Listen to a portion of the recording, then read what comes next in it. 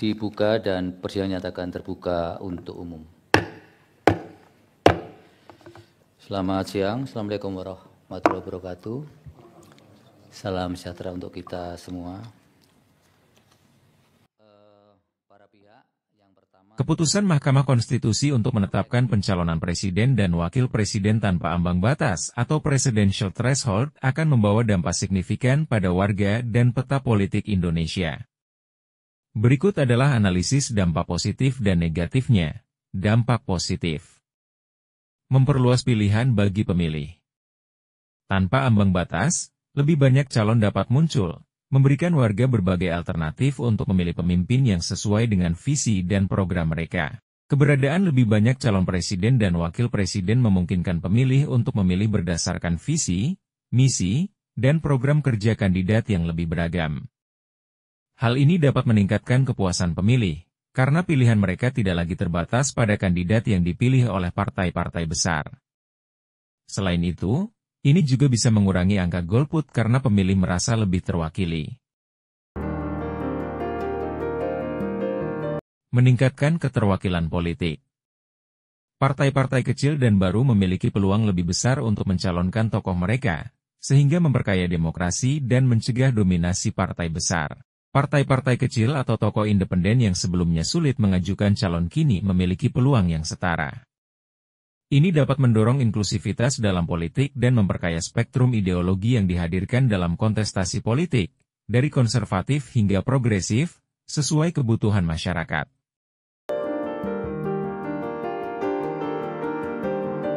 Mendorong kompetisi sehat. Banyaknya calon dapat meningkatkan kompetisi politik yang sehat, memaksa kandidat untuk menawarkan program yang lebih konkret dan relevan dengan kebutuhan masyarakat. Tanpa threshold, kandidat harus lebih bekerja keras untuk menarik hati masyarakat dengan program dan gagasan yang jelas. Kompetisi yang lebih ketat juga mendorong kandidat untuk lebih transparan dalam memaparkan visi mereka, sehingga masyarakat bisa lebih menilai kualitas calon berdasarkan fakta, bukan hanya citra atau promosi. Mengurangi politik transaksional. Sistem tanpa threshold dapat mengurangi potensi politik dagang sapi antara partai-partai untuk memenuhi syarat pengajuan calon. Dengan menghilangkan syarat dukungan minimal dari partai di parlemen, partai kecil tidak lagi terpaksa bergabung dengan koalisi besar melalui politik dagang sapi. Ini mengurangi risiko korupsi politik dan memperbaiki integritas sistem pencalonan, karena kandidat dipilih berdasarkan kapabilitas, bukan negosiasi politik semata.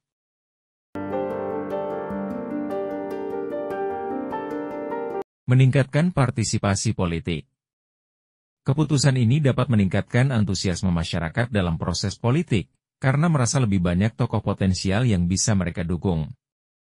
Semakin banyak calon yang tampil dapat mendorong masyarakat untuk lebih antusias dalam mengikuti proses politik, baik sebagai pemilih maupun bagian dari kampanye. Ini menciptakan dinamika demokrasi yang lebih hidup dan memperbesar peluang keterlibatan kelompok-kelompok yang sebelumnya terpinggirkan, seperti perempuan, pemuda, atau minoritas.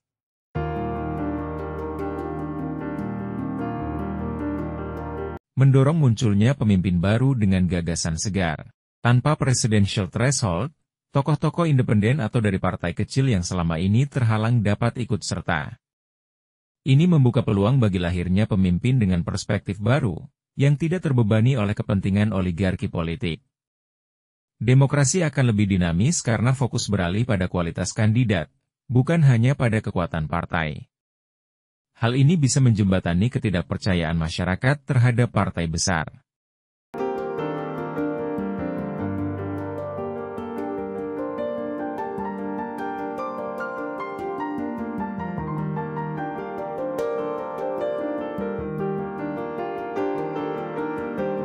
Dampak negatif. Fragmentasi politik. Banyaknya calon dapat memecah suara pemilih, berisiko menghasilkan presiden dengan legitimasi rendah jika dukungannya kurang dari mayoritas signifikan. Fragmentasi suara akibat banyaknya calon dapat menghasilkan pemenang yang tidak mendapatkan dukungan mayoritas yang kuat. Dalam sistem demokrasi seperti Indonesia, hal ini berisiko melemahkan legitimasi pemerintahan. Dukungan kecil juga bisa membuat presiden terpilih sulit melaksanakan kebijakan besar tanpa konsensus luas di parlemen. Potensi polarisasi yang lebih tajam. Dengan lebih banyak calon, isu-isu identitas atau sektarian dapat lebih mudah dimanfaatkan untuk menarik dukungan, memperburuk polarisasi sosial dan politik. Banyaknya calon meningkatkan kemungkinan kampanye yang lebih bersifat sektarian atau identitas, karena calon cenderung menargetkan kelompok spesifik untuk memperkuat basis suara mereka. Ini bisa memperburuk segregasi sosial dan mengancam harmoni nasional jika tidak ada upaya pengendalian narasi yang memecah belah.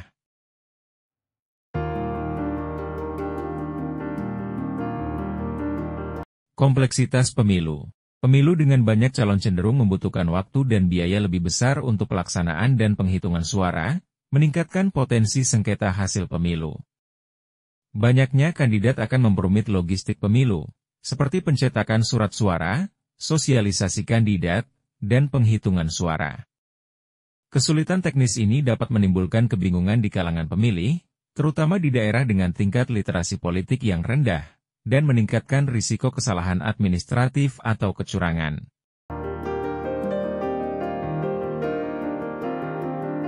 Ancaman kandidat populis tanpa kapasitas. Dengan terbukanya pencalonan tanpa threshold, tokoh populis tanpa kapasitas atau program konkret lebih mudah mencalonkan diri, mengandalkan popularitas semata. Meskipun demokrasi lebih terbuka, risiko kepemimpinan yang kurang kompeten meningkat jika pemilih lebih mengutamakan popularitas daripada kompetensi.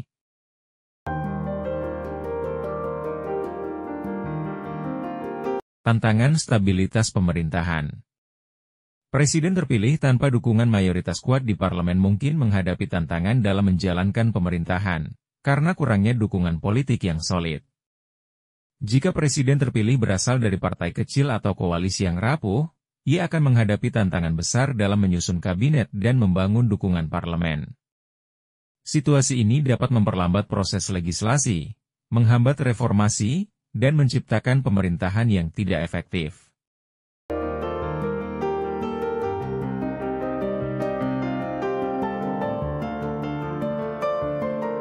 Meningkatkan beban administrasi dan logistik. Sistem tanpa threshold bisa memperpanjang proses administrasi pemilu, mulai dari pendaftaran calon hingga kampanye, yang membutuhkan lebih banyak sumber daya. Dengan lebih banyak kandidat, biaya dan waktu untuk mempersiapkan serta melaksanakan pemilu akan meningkat secara signifikan. Ini termasuk biaya kampanye, pengawasan, hingga penyelesaian sengketa hasil pemilu, yang dapat menekan anggaran negara dan harusnya meningkatkan disebut risiko sebagai konflik pasca presidensial pemilu. threshold. Selama ini, politisi kita dan semua masyarakat menurut saya seringkali terpleset dengan peristilahan presidensial threshold yang dimaknai sebagai ambang batas pencalonan. Padahal presidensial threshold itu adalah ambang batas pemenangan. 50% lebih rata-rata negara itu, ya, atau suara terbanyak. Siapa suara terbanyak? Ada juga negara yang ada putaran keduanya, second round. Nah, ini juga dulu sudah pernah dikisahkan oleh para ahli, oleh para pemohon yang mengajukan permohonan di Mahkamah Konstitusi. Dan Mahkamah kemudian punya standing yang sama.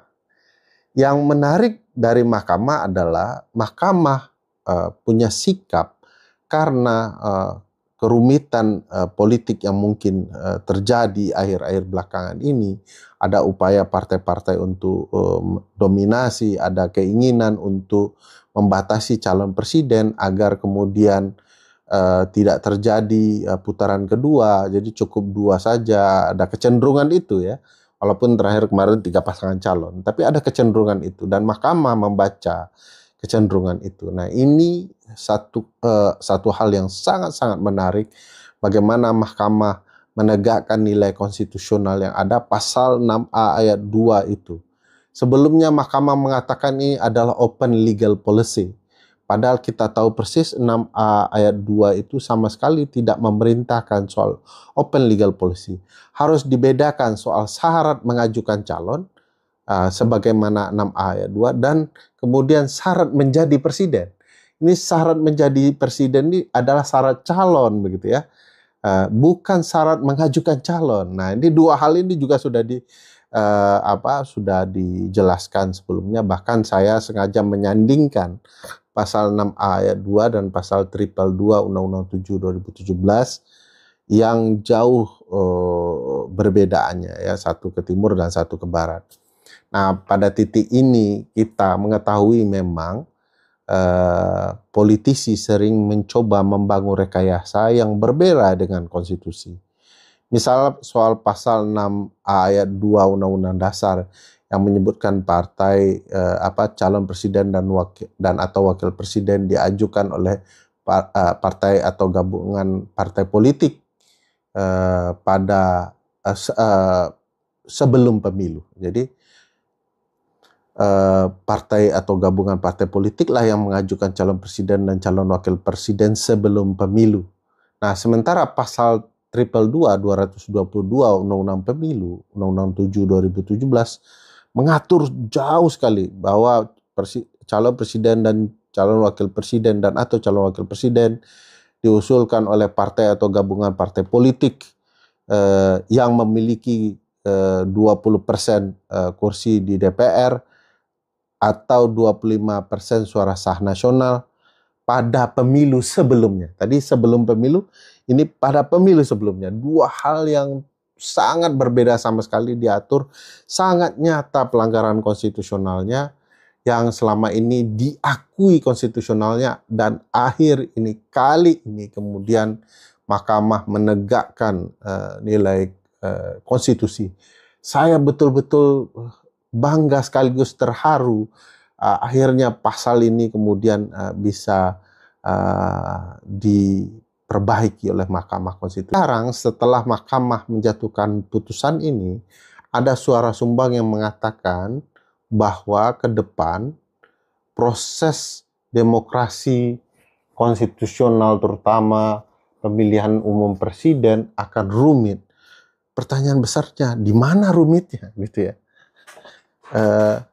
Apakah yang digagas oleh founding fathers kita, oleh para penyusun perubahan undang-undang dasar, para founding fathers kita juga dijelaskan di putusan MK 62 sudah menyatakan bahwa sistem presidensial di undang-undang dasar kita adalah pilihan. Undang-undang dasar kita waktu itu adalah revolusi Groundwork ya, undang-undang dasar revolusi sementara sifatnya. Oleh Bung Besar Bung Karno dikatakan harus dilakukan perbaikan-perbaikan di masa depan untuk itu. Nah, karena sistem presidensial, maka memang gagasannya ke depan akan langsung. Hanya waktu itu karena awal kemerdekaan memang tidak mungkin langsung seketika ya untuk berproses, namanya saja revolusi Groundwork. Nah, bagi saya ya ini putusan sudah final and binding. Para politisi mungkin punya beda pendapat, tetapi mematuhi putusan mahkamah adalah salah satu hal yang memang menjadi kewajiban bagi mereka sebagai politisi. Dan tidak ada yang rumit di banyak contoh negara-negara ya. Amerika kemarin ketika Donald Trump itu ada 6 pasangan calon presiden ya. Bahkan kalau mau dibawa ke arah proses penentuan calon presiden di partai itu ada 19 pasangan tambahan begitu ya, yang kemudian ketika penentuan suara partai-partai kemudian mengajukan presiden masing-masing. Jangan lihat Amerika itu hanya partai Republik dan Demokrat, ada partai libertarian begitu ya. Ada partai hijau, ada calon independen, ada partai lain gitu ya, 6 begitu ya. Nah, bagi saya Amerika itu seringkali salah dimaknai, seolah-olah calon presiden di Amerika itu selalu 2 saja. Tidak. Calon dari partai-partai besar memang Partai Republik Demokrat sering menonjol begitu ya. Sementara perdebatan dengan calon-calon presiden lain juga berlanjut ya.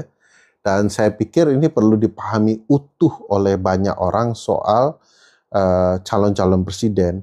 Calon presiden banyak itu tidak ada persoalan. Lah, kan tinggal Anda pilih saja keberagaman itu.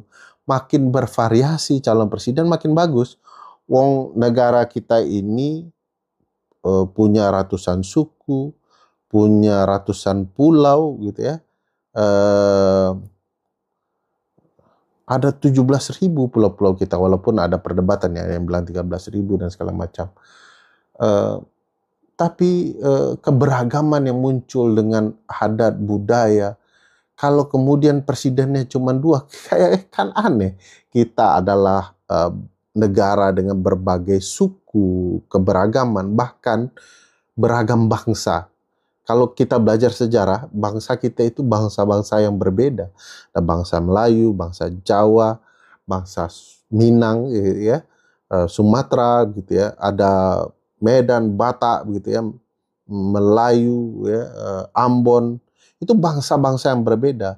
Lalu ibu bapak bangsa kita mengatakan kita cuma satu bangsa. Jadi kita menghapuskan ya, nilai darah di diri kita untuk satu bangsa. Kita lupakan bangsa melalui, kalau kita panggil menjadi suku, bahwa Indonesia ini satu bangsa yang terdiri dari berbagai suku. Kalau kita belajar sejarah Indonesia, kita ini sebagai bangsa-bangsa yang berbeda sebenarnya, yang tidak bisa disamakan dalam konsep silsilah kehidupan manusia. Tapi kita mengatakan kita ini cuma satu. Ini upaya memerdekakan diri dari penjajah untuk menyatukan perbedaan menjadi satu. Tapi tidak bermakna kita kemudian calon presidennya cuma satu, enggak begitu. Kita harus membuka ruang kepada berbagai calon alternatif. Ya, tidak boleh calon itu hanya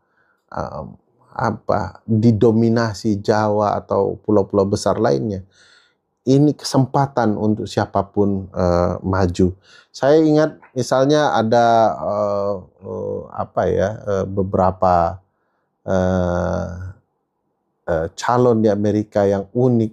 Saya teringat beberapa nominasi yang perlu kemudian menjadi contoh dengan kita ya. Walz yang kulit hitam anti Obama dan segala macamnya muncul, Estin yang partai hijau dan segala macam juga muncul.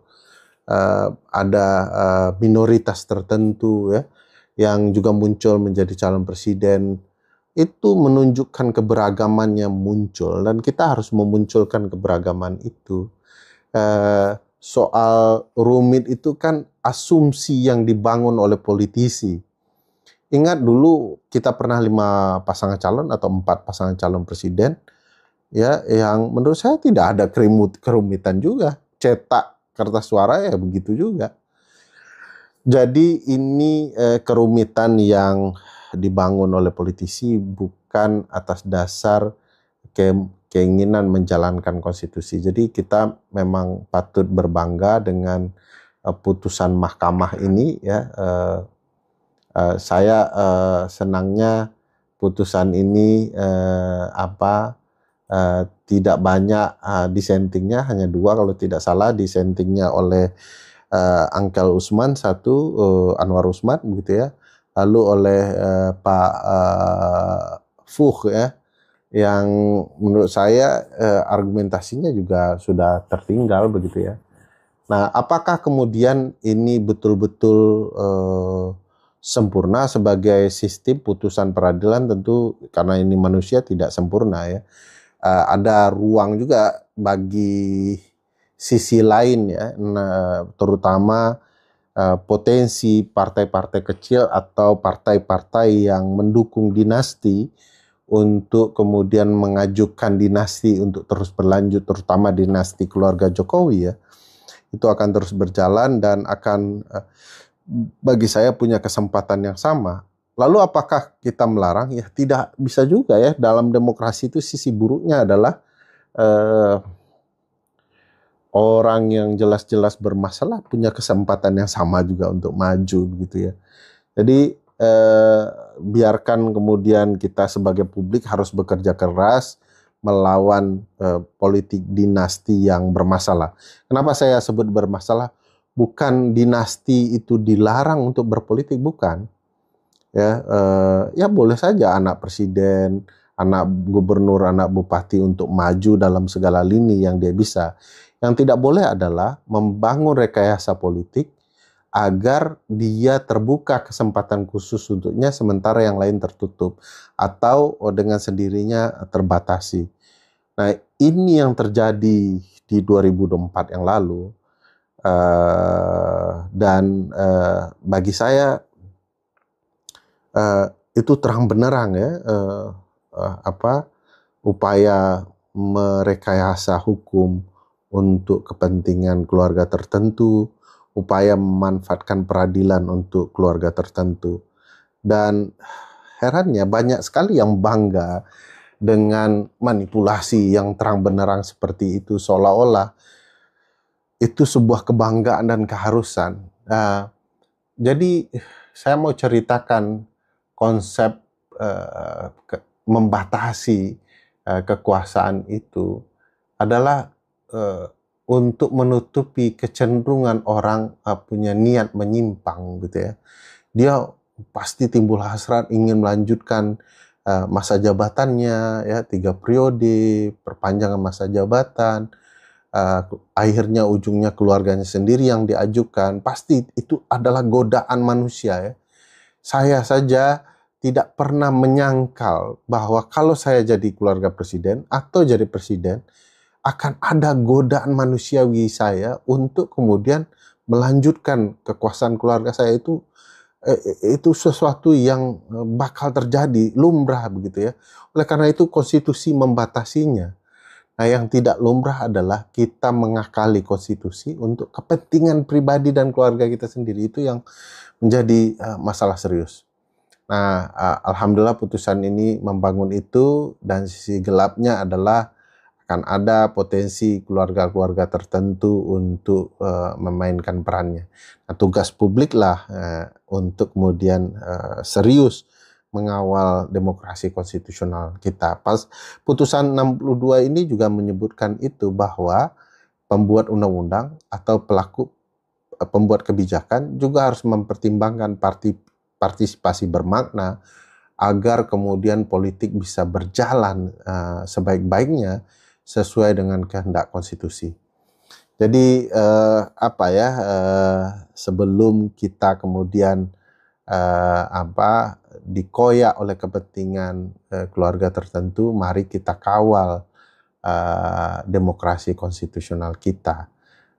Keluarga tertentu harus sadar bahwa tidak ada yang abadi. Anda keterlaluan suatu waktu rakyat akan melibas Anda, atau setidak-tidaknya keluarga Anda akan dianggap sebagai keluarga yang berkhianat, keluarga yang melecehkan. Kalau mau ambil pelajaran dari sejarah kita, harusnya keluarga yang berkuasa saat ini harus punya kesadaran suatu waktu dia akan menjadi keluarga yang dijauhkan oleh publik dalam sudut pandang politik. Sejarah akan mencatat dia sebagai keluarga yang mengacaukan sistem. Dan mudah-mudahan kesadaran itu timbul dan kita bisa kembali bernegara. Selamat kepada kita semua, termasuk kepada Mahkamah Konstitusi. Mari kita kawal demokrasi konstitusional kita saat ini hingga ke depan. Sebentar lagi DPR dan pemerintah akan membahas undang-undang pemilu. Semua permainan